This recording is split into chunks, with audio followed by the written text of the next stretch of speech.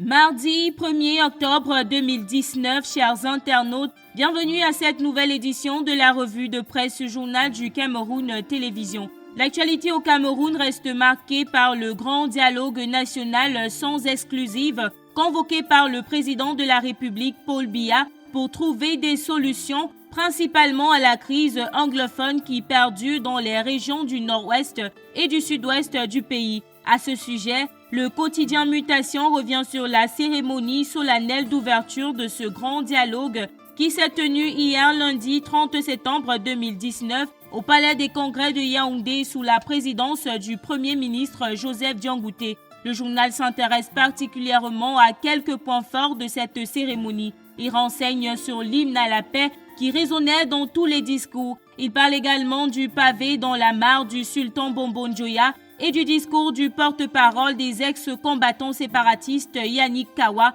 décrit comme un héros d'un jour. Retrouvez les détails de la page 6 à la page 9 du quotidien Mutation, paru ce mardi 1er octobre 2019. Grand dialogue national, le temps est donné, titre Cameroun Tribune.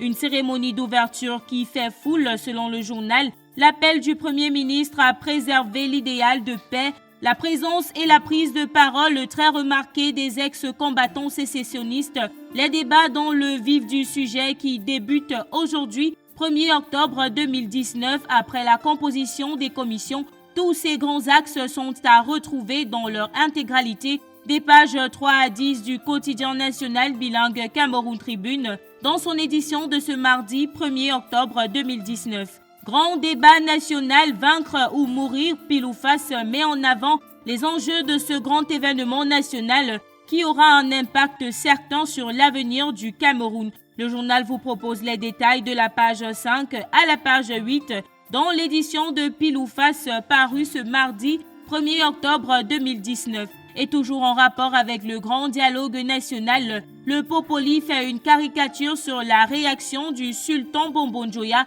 demandant la révision de la Constitution avec, entre autres, les élections à 2 tours. À ce sujet, le journal satirique indique que le sultan sort sa tête de vipère. La caricature démontre le président Paul Biya « Sultan, c'est toi qui me fais ça » et au sultan de répondre « Y'en a marre, Biya Boya alors ».